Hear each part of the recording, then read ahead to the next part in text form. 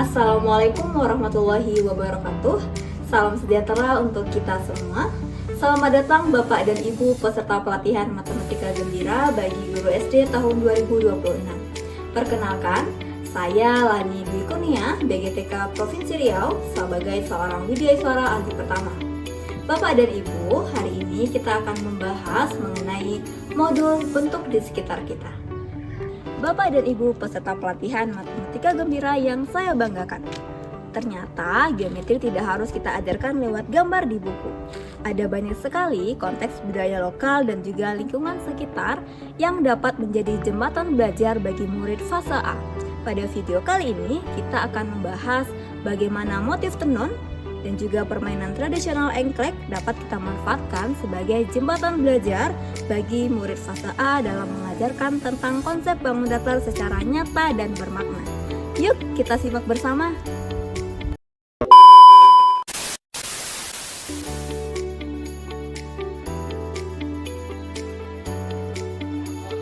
Pembelajaran geometri yang bermakna bagi murid fase A dimulai dari sesuatu yang mereka kenali dalam kehidupan sehari-hari. Sesuai capaian pembelajaran geometri fase A, murid diajak mengenali bangun datar melalui konteks lingkungan sekitar, mulai dari budaya lokal, seperti motif tenun dan permainan tradisional, hingga benda-benda yang mereka jumpai setiap hari. Konteks pertama, mari kita perhatikan motif tenun khas daerah kita. Siapa sangka selembar kain tradisional bisa menjadi guru matematika. Motif tenun tidak hanya sebagai nilai seni, tetapi ada bentuk geometris yang menyimpan banyak bangun datar di dalamnya. Segitiga yang berulang membentuk pola zigzag, belah ketupat yang tersusun simetris, dan garis-garis yang membentuk pola geometris yang teratur. Mengenali bentuk ini melatih kepekaan murid terhadap keteraturan dan simetri, sekaligus menjadi jembatan menuju konsep bangun datar yang akan mereka pelajari lebih lanjut. Konteks kedua, permainan tradisional engklek. Perhatikan pola kotak-kotak pada papan engklek yang tersusun dari bangun persegi dan persegi panjang yang berjajar rapi. Saat bermain, murid berinteraksi langsung dengan bentuk geometri, melangkah dari kotak ke kotak sambil mengenali sisi, sudut, dan susunan bangun datar di bawah kaki mereka. Konsep abstrak pun berubah menjadi pengalaman belajar yang menyenangkan. Konteks ketiga tidak kalah penting, yaitu benda-benda di lingkungan sekitar. Coba lihat jendela kelas yang berbentuk persegi panjang, ubin lantai yang berbentuk persegi, atau atap rumah adat yang menyerupai segitiga.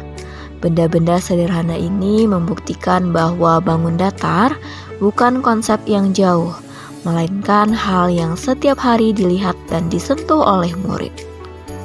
Lalu, bagaimana menghadirkan ketiga konteks ini di kelas?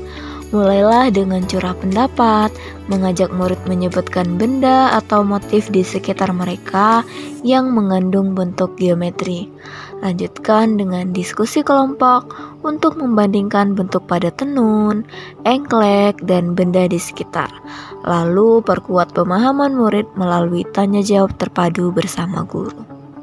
Dengan menggunakan konteks lingkungan sekitar, budaya lokal, dan benda sehari-hari, Bapak dan Ibu guru telah menerapkan pembelajaran geometri yang kontekstual dan bermakna. Inilah inti dari indikator hasil belajar pertama pada modul bentuk di sekitar kita.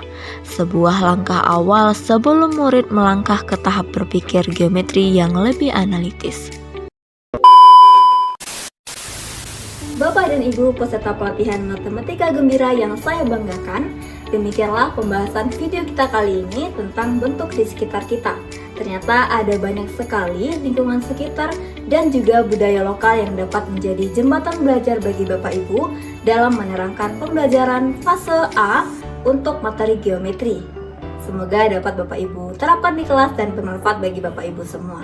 Terima kasih, saya akhiri dengan wassalamualaikum warahmatullahi wabarakatuh.